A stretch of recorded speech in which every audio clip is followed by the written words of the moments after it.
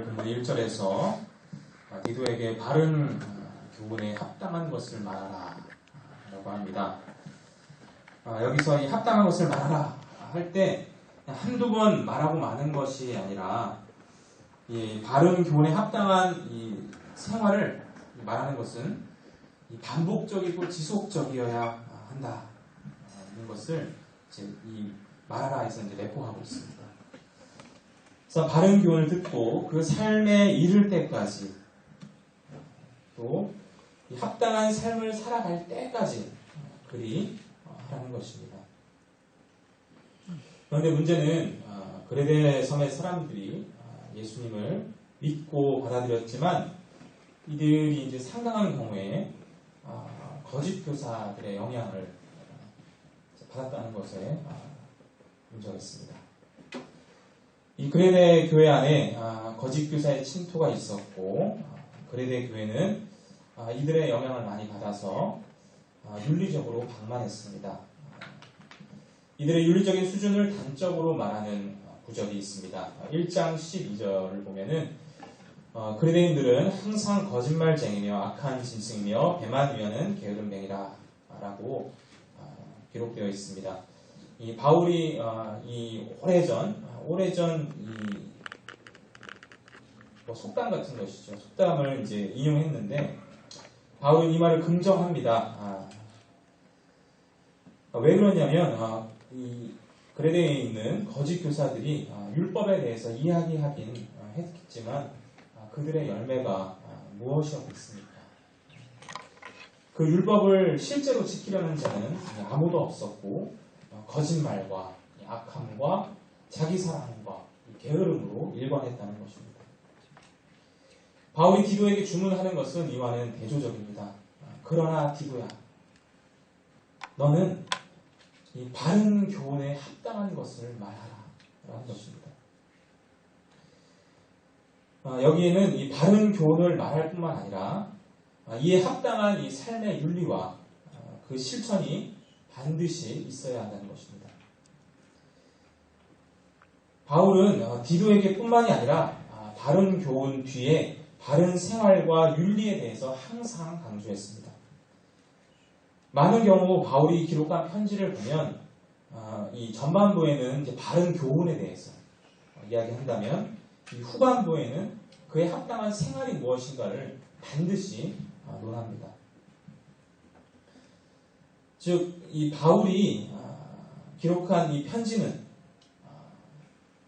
이 바른 교훈과 가르침만큼이나 바른 생활과 그에 합당한 삶, 이것이 중요하다 하는 것을 강조하고 있는 것입니다. 이 바울은 바른 가르침만큼이나 그 가르침에 합당한 삶을 중요시 여겼습니다. 왜냐하면 이 가르침에 이 합당한 삶은 하나님께서 우리를 사랑하셔서 이 십자가에 못 박힌 예수 그리스도의 이 보혈에 대한 반응이기 때문입니다. 또 한편으로는 이 합당한 생활, 바른 교훈에 합당한 생활이 바로 하나님께서 베푸신 구원의 일부이기 때문입니다. 지금 저희 집 막내가 지금 태어나서 하는 일이 뭐냐면요, 배고프면 빽빽 웁니다. 그리고 자다가 용트림을 해요. 막 이러면서 막 용트림을 하고, 또 때 되면 이제 베네치 타다가 젖 먹고, 그리고 먹은 거 싸고, 이게 전부예요. 태어나서 하는 일이 그게 전부입니다. 지금. 근데 그거 보고 있으면 예쁘고 귀엽죠. 심지어는 저희 첫째도 아기를 안고 싶어요. 둘째, 셋째 때는 안고 싶어 하지 않았거든요. 엄마 뺏겼으니까 안고 싶어 하지 않았는데 지금은 첫째도 이렇게 자기 안고 싶어요. 애기. 그러나 저는요, 그 아이에게 그것만을 평생 하면서 살기를 바라지 않습니다. 나이가 많이 돼도 막 용트림하고 계속 싸고 전목 그냥 계속 그러고만 살기를 바라지 않아요. 조금 더 자라면 가족과 기초적인 교감을 나누기를 기대하고 있고요. 또 기고 걷고 기저귀를 떼고 뛰고 말하고 건강한 성인으로 자라는 것을 당연히 바라고 있습니다. 하나님도 마찬가지입니다. 그리스도의 피로 우리가 새 생명을 얻었습니다. 그것만으로도 하나님께서 얼마나 우리를 귀하고 예쁘게 여기겠습니까? 그 아들의 피가 탁 뿌려져서 정말 귀하고 귀한 하나님께서 정말 자기 아들의 피로 산 생명 얼마나 귀하고 아름답겠습니까? 그러나 평생 갓 태어난 상태로만 있는 것을 하나님께서는 원하지 않습니다. 젖을 먹고 자라고 하나님과 더 깊이 교감하고 그리스도를 닮는 인격에까지 나아가기를 기대하십니다. 오늘 본문 11절부터 12절 상반절에는 이렇게 기록되어 있습니다. 모든 사람에게 구원을 주시는 하나님의 은혜가 나타나 우리를 양육하시되. 이 하나님께서 사람에게 베푸시는 은혜는 여러 종류입니다. 선인에게나 악인에게나 비를 주시기도 하시고 해를 주시기도 하시고 이것도 하나님 은혜입니다. 또 세계가 죄악에 완전히 매몰되지 않도록 하나님께서는 죄를 억제하셔서 이 세계가 그래도 공의롭고 그래도 규칙이 통용될 수 있도록 하시는 분이시기도 해요. 그것도 하나님 은혜입니다. 그런데 하나님께서 이 구원을 주시는 은혜로 하나님은 신자를 양육하십니다. 이 구원을 주시는 은혜는 우리에게 하나님에 대한 감각을 갖도록 합니다. 영적으로 새롭게 태어나는 것입니다. 예전에는 자신밖에 모르고 자기가 얼마나 죄인인지 모르고 그냥 이 모태로부터 정말 이 죄를 가지고 태어나서 죄악 가운데 거하다가 그냥 죄 중에 하나님의 심판의 자리로 나아가는. 근데 그런 자기의 운명이 그런지도 모르는 상태로 살아가고 있는 것이죠. 그렇게 살아가다가 자기가 이 상태에서는 하나님 앞에 심판받고 지옥 가는 것이 얼마나 당연하고 마땅한 것인가를 깨닫는 거죠. 그래서 유일한 구원의 길이신 예수 그리스도를 붙드는 일이 일어납니다. 그것이 하나님께서 이 구원을 주시는 하나님의 은혜가 나타날 때 일어나는 일이 첫 번째죠. 근데 뿐만 아니라 이 구원을 주시는 은혜로 하나님께서는 신자를 양육하신다고 했어요. 그러니까 하나님께서 피로 거룩하다 이 선언하신 대로 그 신분과 영광에 합당한 생활로 우리를 이끌어 가신다는 겁니다. 바울은 이 디도의 사역이 합당한 생활로 열매 맺도록 기대하고 지금 격려하며 교훈하고 있는 것입니다. 그래서 바울은 이제 각 계층별로 필요한 이 양육의 어떤 이 모범을 제시합니다. 이 많은 양육의 덕목이 있지만, 오늘 이제 본문상으로는 참 어감이 조금 그렇긴 한데, 늙은 남자와 늙은 여자, 또 젊은 여자, 젊은 남자와 할 것 없이 공통적으로 제시되는 덕목이 하나 있습니다. 이 우리말 성경에는 신중함이라고 되어 있습니다. 연장자들은 이제 늙은 남자들은 절제하며 경건하며 신중하며, 또 늙은 여자 이제 계층에게는 그들을 젊은 여자들을 교훈하되 신중하게 하라는 것에서 또 이 젊은 남자들에게도 신중하도록 권면하고 있어요. 그러니까 이 남성 연장자, 그러니까 늙은 남자와 젊은 남자에게는 직접적으로 이제 신중하도록 교훈해야 한다라고 이야기하고 있고, 또 이제 늙은 여자, 이제 연장자 여인 계층에서에게는 이 젊은 계층을 신중하도록 교훈해야 한다는 점에서, 그 교훈하려면 자기 스스로도 신중해야 될 거 아니겠습니까? 여기서 이 신중함이라고 하는 것은 기본적으로 이 자기 절제, 통제와 상관이 있습니다.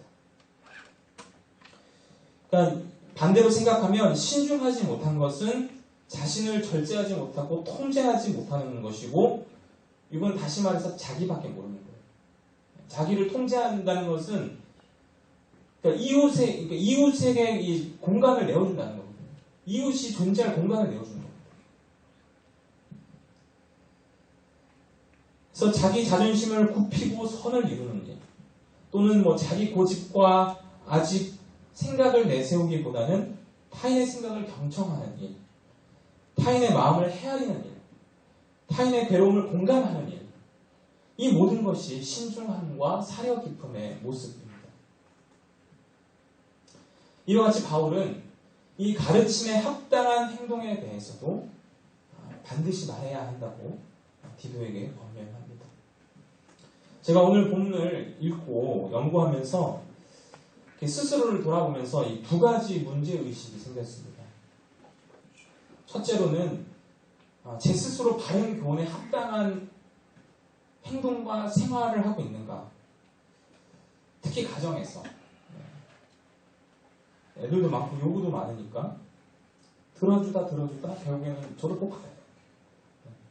폭발. 야! 또 그러고 나면 또 너무 마음이 안 좋아, 사실은. 너무 마음이 안 좋고, 또 아이들은 또 딴에 아빠라고 얼마나 기다렸겠어요. 그냥 제가 해보면 제가 또 헤아리는 게 좀 부족하다는 생각이 들어요. 그 아이들 마음을. 아빠 이렇게 아직은 그래도 아빠가 최고거든요. 사실 엄마가 최고입니다.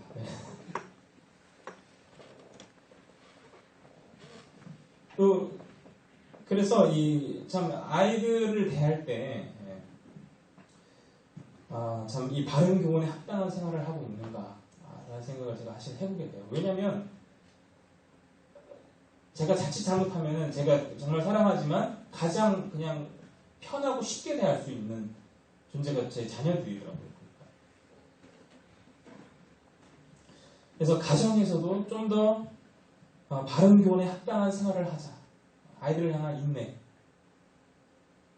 또 신중하고 살아있게 가족들을 배려하자. 특별히 이 아이들을 잘 돌봐주고 아내를 돕는 거죠. 이게 저의 개인적인 적용입니다. 또 이 문제의식이 한 가지 더가 있었는데, 우리가 합당한 이 가르침에 대한 관심은 상대적으로 관심을 가지고 있지만, 합당한 생활에 대한 관심은 사실 저 스스로도 좀 이렇게 소홀하게 생각하거나 좀 관심을 덜 가지지 않았나라는 그런 생각을 하게 되었습니다. 사실 참 단순한 진리죠. 그러니까 믿는 바가 행함으로 드러나야 한다. 매우 단순한 진리지만 이것을 소홀히 여기는 일들이 솔직하게 저한테도 있습니다. 우리가 죄인이고 연약하다는 이유를 가지고 막 합리화해버리는 거죠. 그래, 내가 죄인이지. 연약하지. 남들은 그렇게 위로를 해도 자기는 거기에 납득되면 안 되잖아요. 그죠? 아니, 남들은 그렇게 위로할 수 있어요. 그래, 우리가 다 연약하지. 근데 자기가 거기에 납득되고, 그렇지. 내가 뭐 괜찮아. 이러면 안 되잖아요.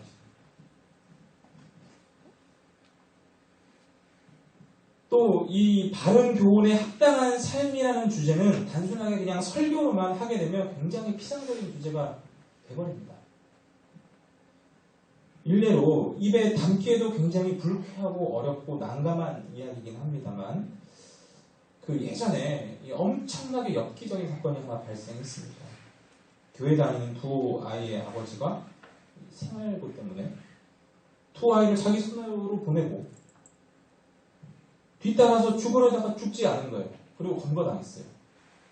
그래서 기자가 물었어요. 당신은 왜 뒤따라가지 않았느냐? 저 사람은 지옥 가니까요.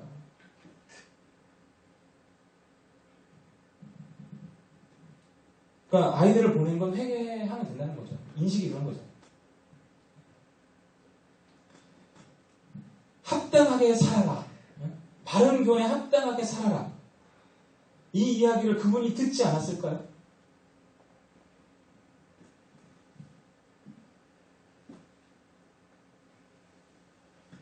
그냥 너무 공고한 이야기로 끝나버린 거예요. 그렇지, 그냥 합당하게 살아야지.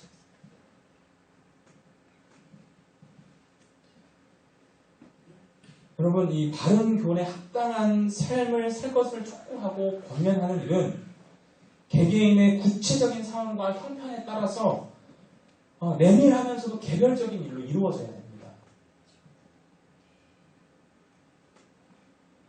근데 이거를 사실은 교회에서 잘 하지 않아요. 저도 마찬가지입니다. 그리고 잘 할 수도 없구나라는 생각을 해요. 잘 하지 않는 이유는 이거를 구체적으로 시작을 하면 굉장히 피곤해집니다. 서로가. 굉장히 피곤해져요. 그러니까 오해 아닌 오해를 받을 각오를 해야 되고요. 때로는 이렇게 미움받을 각오도 해야 되고요. 또 그렇게 말하기 때문에 괴로운 것도 감당을 해야 되고 각오를 해야 되잖아요.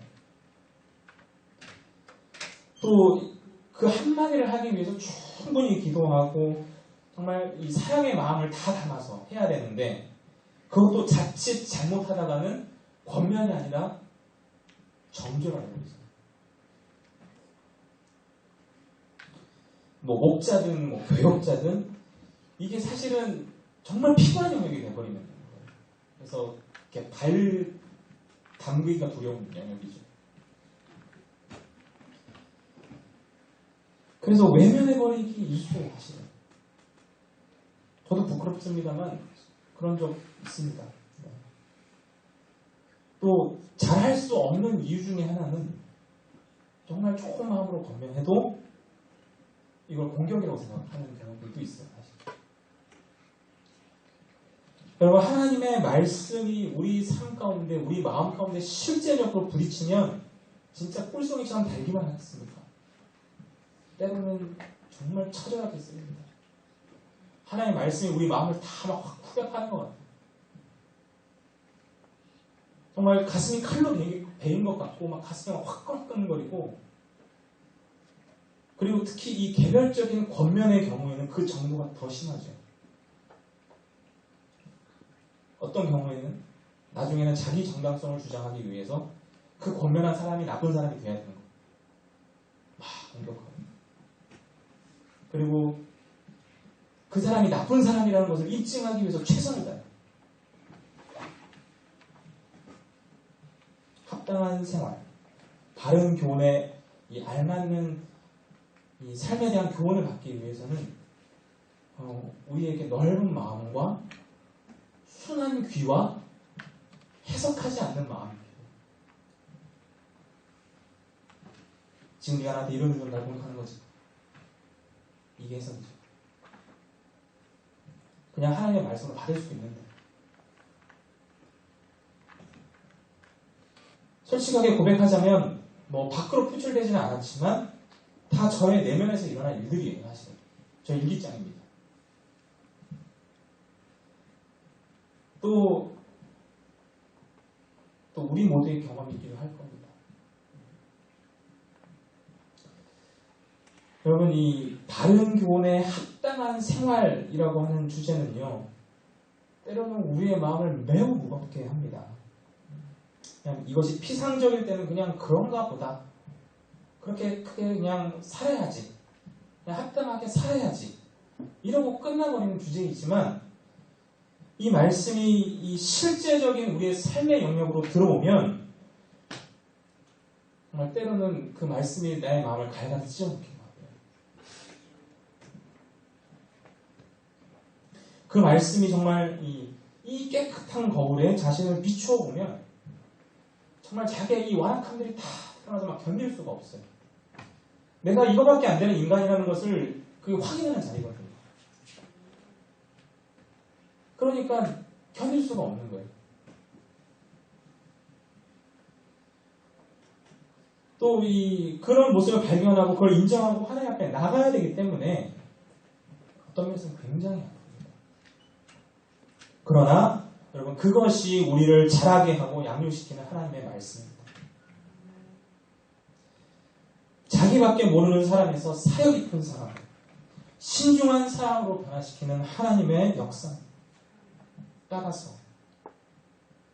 따라서 그럼 우리가 혹시라도 하나님의 말씀을 가지고 실제적인 권면을 할 때는 권면하는 자로서 정말 조심스럽고 사려 깊게 이 하나님의 말씀을 다룰 수 있기를 소망합니다. 또 권면을 듣는 자도 넓은 마음과 이 하나님의 말씀을 정말 적극적으로 수용하려는 그런 자세가 필요합니다. 정말 순한 귀가 필요하죠. 우리가 정말 이 바른 교훈에 합당한 삶을 살고 정말 그 바른 교훈에 합당한 그 삶을 살으라 라고 하는 그 교훈을 받기 위해서는 정말 넓은 마음 필요한 것 같습니다. 그래서 우리가 정말 함께 하나님의 말씀 아래에서 양육되는 우리 모두 우리 교회가 될 수 있기를 주님의 이름으로 축원합니다. 우리 함께 기도하기 원합니다. 우리 기도할 때에 무엇보다 하나님의 말씀이 자신의 삶을 정말 실제적으로 보시고 그리고 하나님의 말씀으로 우리가 서로를 정말 사랑으로 권면하는 일을 외면하지 않다. 또 하나님의 말씀으로 권면받을 때 우리가 정말 부드러운 마음을 가지고 경청하는 귀를 주시도록 우리 이 세 가지 기도 제목을 가지고 함께 주여 한번 외치고 기도하겠습니다.